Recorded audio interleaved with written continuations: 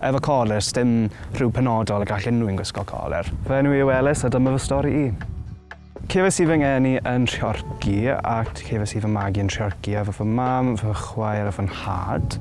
Dwi'n fachgen sy'n hoffi gwisgo tym bach o colur pan dwi'n mynd allan ar noson allan efo fy ffrindiau.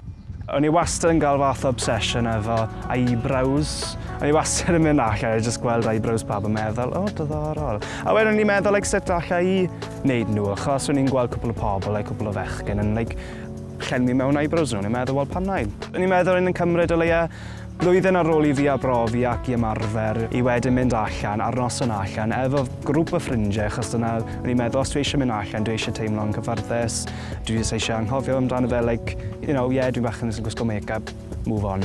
O'n i'n dechrau yn syml yn y Rhondda, o'n i'n mynd mas efo'r ffrindiau yn y clwbiau. Achos yna cwpl o pobl yna oedd yn gwybod fy nhad, achos mae fy nhad yn coachio'r tîm rygbi lleol.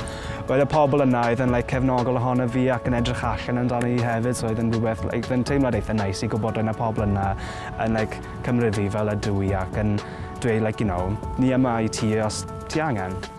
Os ydw i'n cerdded mewn i ystafell efo colur arno, mae tip bach yn anghyfforddus i gael pawb yn edrych arna i a yn sibrwd a dwi ddim yn gwybod be nhw'n dweud, so ma'n gwneud i fi deimlo'n tip bach yn nerfus.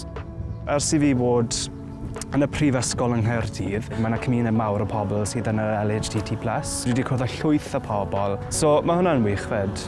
Dwi jyst yn neud achos dwi'n hoffi wneud e. Mae'n fel fath o celf. Dwi'n hoffi chwarae efo'r lliwiau a gweld sut gallai newid fy wyneb efo defnyddio y powders a creams ma.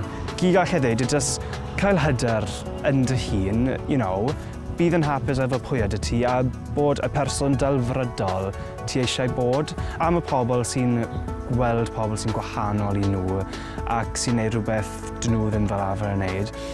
Mewn ffordd, os ti ddim yn hoffi fe, wel, pidwch a dweud wrth y person yna, jyst cadw hwnna i dy hun, Mae gan pawb hawl i ddweud be bynnag nhw moyn, ond jyst byddwch yn neis i pobl, rili.